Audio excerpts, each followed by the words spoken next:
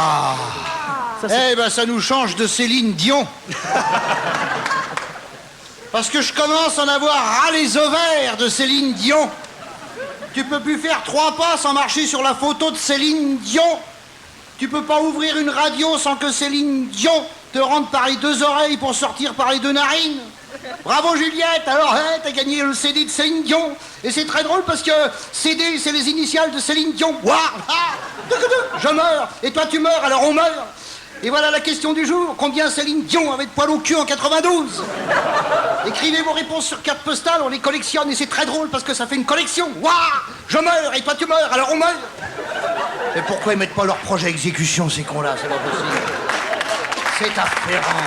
Tous ces baveux de la FM et tous ces suçons de la presse qui parlent tous de la même chose au point qu'on se demande pourquoi il y a des kiosques à journaux alors qu'il suffirait d'une simple niche. D'accord, elle chante bien. Ok. Mais Sophie Forte aussi, elle chante bien. Hein, qu'elle chante bien, Sophie Forte. Ouais. Ah ben, personne ne se demande combien elle avait de poils au cul en 92. Ben moi, je vais vous le dire, elle en avait 3. Parce que Laurent Ruquier avait brouté le reste. J'ai pas entendu. J'ose pas le redire. Eh ben, c'est pas grave. Il le dira après. Je t'expliquerai, Sophie, après. Cela dit, elle en avait que 3 parce que t'avais brouté.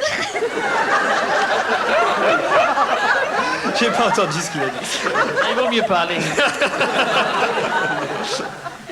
Maïté, vous n'êtes pas Céline Dion. Non, j'en ai plus.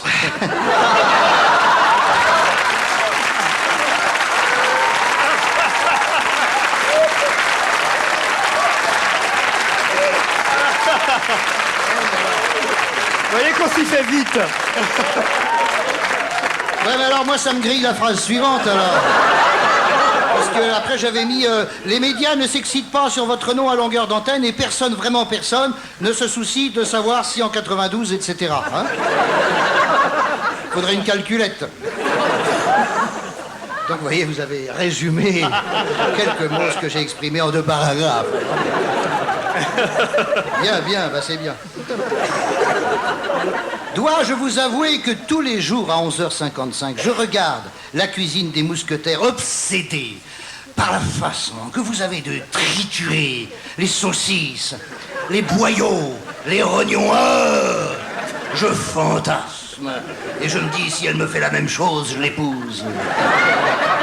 Et je sais que c'est impossible, car vous êtes prise de toutes parts. Et si en vous voyant tripoter les tripous, j'ai la taupe qui fait, je doute qu'en me voyant, vous ayez le suchet qui frisote. Expression alsacienne. La semaine dernière, je vous regardais préparer les oreilles de cochon farci. Quelle merveille! On eût dit un sculpteur en train de fourrer les portugaises de Raymond Barre avec 2 bouquets d'oseille. Ce n'était plus une recette, mais un portrait robot.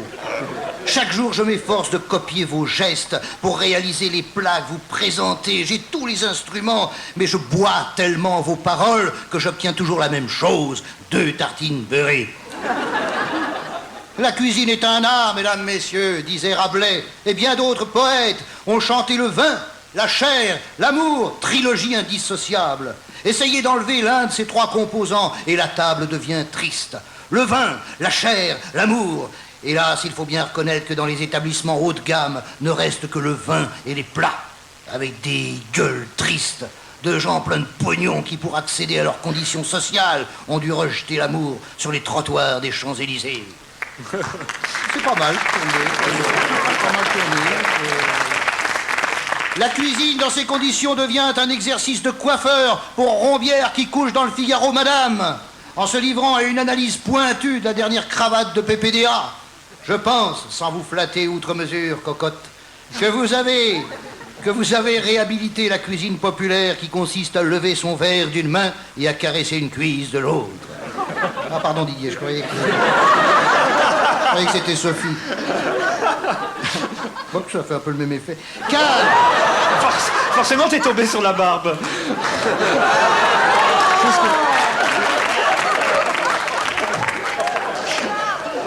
Alors tu vois, j'essaye de relever le niveau en parlant de poésie, mais il n'y a rien à faire.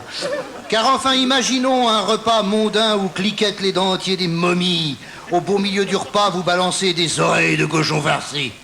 Et dans la seconde qui suit, vous avez 2 infarctus et 3 congestions cérébrales. Non! Ce qui convient à ces fins de race, c'est la mignonnette... Alors, oh là, faut que je prenne mon souffle.